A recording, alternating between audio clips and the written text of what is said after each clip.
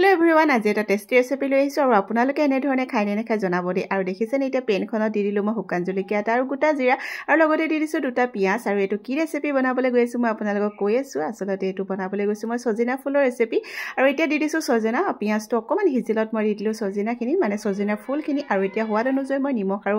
হালধি দি দিম আৰু ইয়াত দেখিছেনে এনে ধৰণে আপোনালোকে খাই নে নাখাই জনাব দেই আৰু এতিয়া ইয়াত দিম বিলাহী সজিনা ফুলখিনি যেহেতু ধুনিয়াকৈ অকমান হিজি গৈছে আৰু তেলৰ লগত মিলি গৈছে তো এতিয়া মই দি দিলো ইয়াত বিলাহী আৰু বিলাহীখিনি এটা ধুনিয়াকৈ অকমান হিজিবলৈ দিম আৰু আপোনালোকেও এনে ধৰণে বিলাহীটো ইয়াতকে সৰুকে কুটিলেও হ'ব মই অকমান ডাঙৰকে দিছো আৰু জ্বলা খালে আপোনালোকে ইয়াত কেঁচা জলকীয়াও কাটি দিব পাৰিব আৰু এতিয়া দি দিম মই মাজতে দুটা কণী হাঁহৰ কণী হয় গিটা আৰু হাঁহৰ কণীৰ লগত যে সজনা ফুল মানে বহুতে টেস্টি লাগে সজনা ফুলৰ এই জুটিকণ আপোনালোকে লৈ চাব দেই আৰু এতিয়া অকমান শুকাই যাবলৈ দিম আৰু তো এইটো ৰেচিপি কেনেকুৱা লাগিলে আপোনালোকে জনাব দেই আৰু যদিহে এনেকৈ খাই যাব বাই বাই